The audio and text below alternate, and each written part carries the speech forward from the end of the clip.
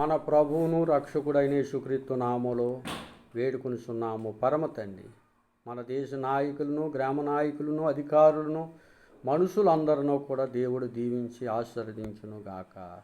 ఆమేన్. ప్రభు అయిన యేసుక్రీస్తు వారు కృప తోడుగా ఉండును గాక. ఆమేన్. శరీర ఆత్మ. శరీరము ఆత్మ. శరీరానికి కావాల్సింది కోరుకుంటుంది. ఆత్మకు కావాల్సింది కోరుకుంటుంది.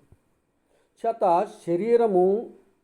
శరీర జన్మ తల్లి గర్భములో నుంచి పుడతాం. శరీరముగా పుట్టాలంటే తల్లి గర్భము నుంచి మనము పుడతాం. తల్లి గర్భము నుంచి పుట్టినది శరీర జన్మ. రెండోది ఆత్మజన్మ. బాప్రీషణము ద్వారాగా పుడతాం. ఒకడు నీటి మూలముగాను ఆత్మ మూలముగాను పుడితేనే కానీ పరలోక రాజ్యానికి చేర్చలేడు. శరీరధారిగా పుట్టినప్పుడు శరీరాన్ని పట్టి పుట్టినవాడు శరీర కోరికలు కోరుతాడు. ఆత్మ అంటే బాప్రీషణము ద్వారాగా పుట్టినవారు బాప్రీషణమును మనం కొత్తగా జన్మిస్తాం. ఒకటి శరీర జన్మ, రెండు ఆత్మ జన్మ. ఈ భూలోకములోని రెండు జన్మలను జన్మింతే ఒకటే మరణం. నువ్వు రెండు జన్మలో జన్మించకపోతే రెండో మరణము రెండు మరణాలు, ఒకటి భూలోక మరణము, రెండో మరణము ఆత్మీయ జీవిత మరణము. ఆ మరణమును తప్పించుకోవాలంటే భూలోకంలో నువ్వు రెండు జన్మలు జన్మించాలి. ఒకటి తల్లి గర్భములో జన్మించాలి, రెండు బాప్రీషణము ద్వారాగా. ఒకడు నీటి ద్వారాగాను ఆత్మ ద్వారాగాను జన్మింతేనే కానీ పరలోక రాజ్యానికి చేరలేదు. దేవుడు దీవించి ఆశించునుగాక. ఇక రెండోది శరీరాహారము భోజనం. శరీరానికి కావాల్సింది భోజనం, పదార్థములు. ఇంకా పదార్థాలంటే మన అందరికీ తెలిసినవి. శరీరానికి ఏది కావాలో ఏది పడుతుందో అన్నిటిని కూడా మనం భుజిస్తాం. ఆత్మకు కావలసింది వాక్యాహారము తినని యెడల ఆత్మకి బలము ఎట్లు లభించును. తండ్రి గారు పద్యాల్లో రాశారు, దేవదాసయ్య గారు. ఆత్మకి వాక్యము నీ వాక్యమే నన్ను బ్రతికించింది. నా బాధలలో నీ వాక్యమే నాకు నెమ్మది కలిగించింది. ఆత్మకి వాక్యాహారం కావాలి. శరీరానికి భోజనం ఎంత అవసరమో భోజన పదార్థాలు ఆత్మకు కూడా అంత అవసరం. ఓ పూట భోజనం చేయకపోతే నువ్వు నీరసపడిపోతావు. అలాగే ఒక పూట వాక్యం వినకపోతే కూడా నీరసం రావాలి నీకు. అప్పుడే నువ్వు నిజక్రైస్తవుడు. లేకపోతే నిజక్రైస్తవుడు నీవు కావు, నువ్వు వేషధారి అవుతావు. నీరసం వాక్యం మీద నీకు వాక్యాహారం మీద నీకు మంచి పట్టుదల ఉండాలి. శరీరానికి కావాల్సింది తినాలి. రెండోది ఆత్మకు కావాల్సింది, ఆత్మకు కూడా వాక్యాన్ని పంపించాలి. దేవునికి మహిమ కలు. శరీర జన్మము యోహాను సువార్త 3వ అధ్యాయము 3 నుంచి 5 వరకు. అలాగే శరీర ఆహారము భోజనం, వాక్యాహారము పేతురు గారికి రాసిన పత్రిక మొదటి పత్రిక 2వ అధ్యాయము 2, 3 వచనాలు నేను చదివాను. ఇక మూడోదిగాను శరీర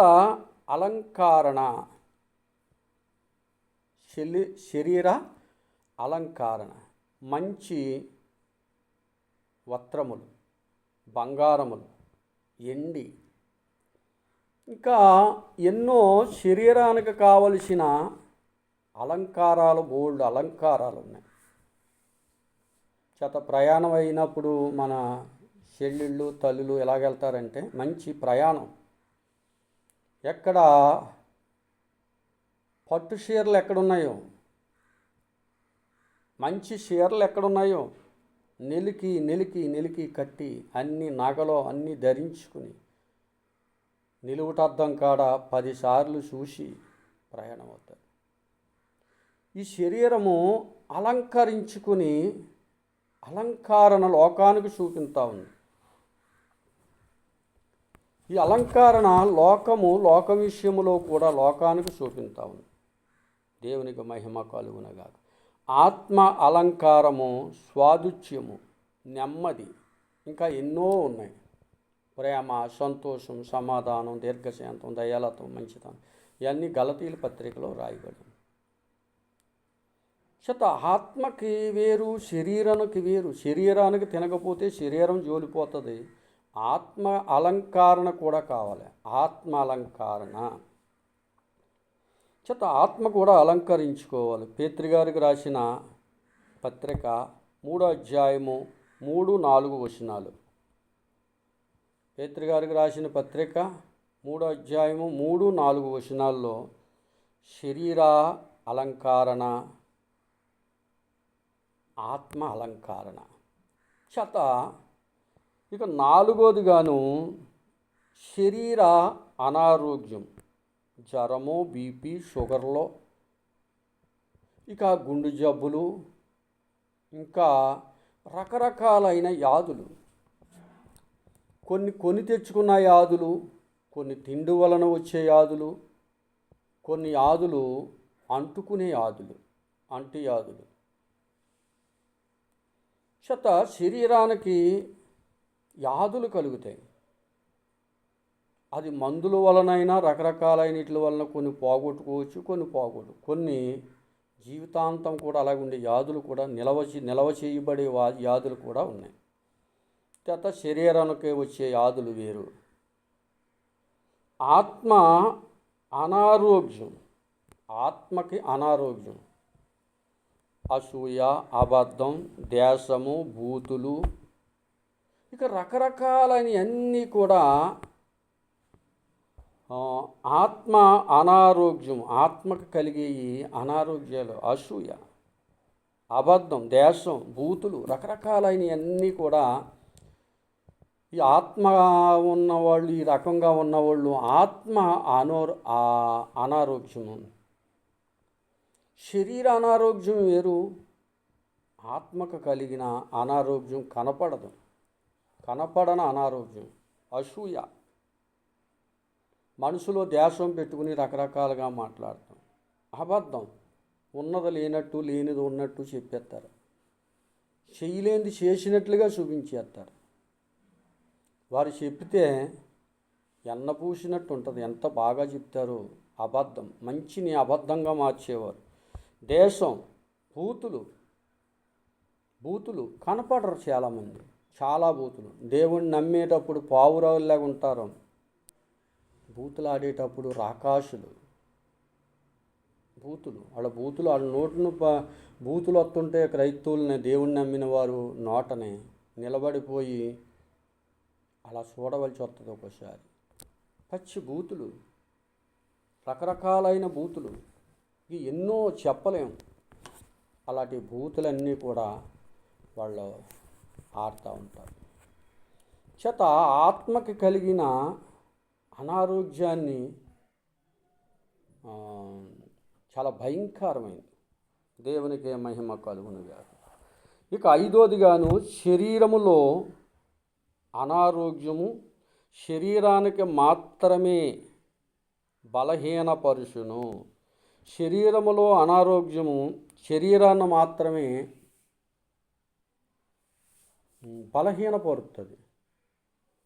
కానీ ఆత్మ అనారోగ్యము ప్రాణాన్ని, ఆత్మను, శరీరమును, మొత్తం అన్నింటినీ కూడా బలహీనపరుతుంది.